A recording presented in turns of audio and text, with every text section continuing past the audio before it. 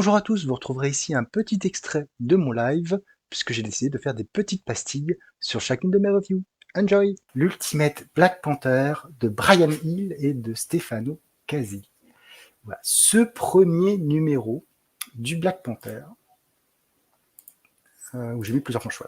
Voilà. Ce premier numéro de Black Panther, je vous ai mis plusieurs planches pour, là aussi, en espérant vous spoiler le moins.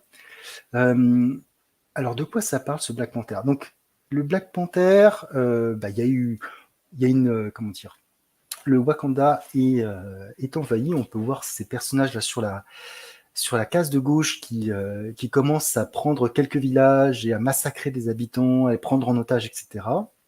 Des espions voient tout ça et le remontent au roi T'Challa, et celui-ci a une position très mitigée sur le fait d'agir ou pas. D'ailleurs, il a une petite dispute avec sa sœur Shuri et son épouse.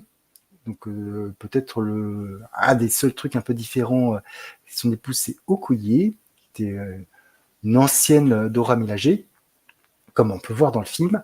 Et voilà, ils sont pas d'accord entre Shuri et son frère pour pourquoi agir, comment agir, etc. Pourquoi il faudrait agir tout de suite. Lui, il préfère avoir des informations avant de déclencher la guerre.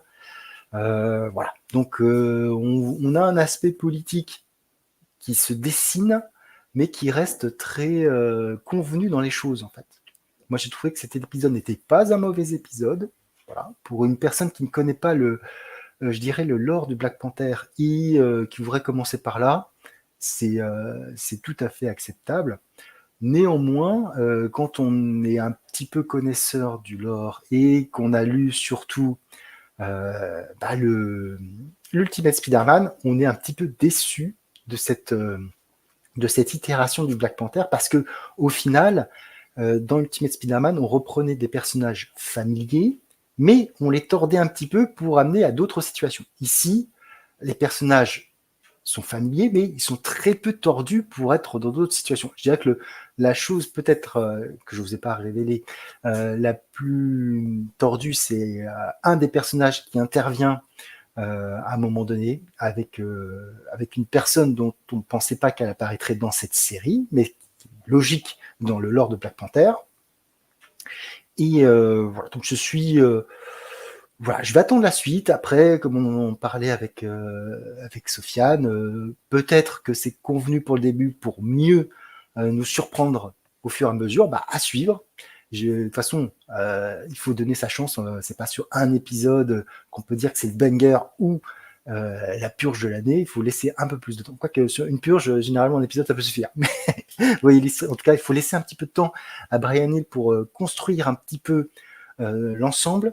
Et la fin, je suis un petit peu déçu aussi parce que je m'attendais à ce que ça soit un petit peu différent de ce que j'avais pensé vis-à-vis du plan du maker, etc. Là, j'ai besoin d'une explication pour comprendre pourquoi le maker n'a pas appliqué ses plans au Wakanda.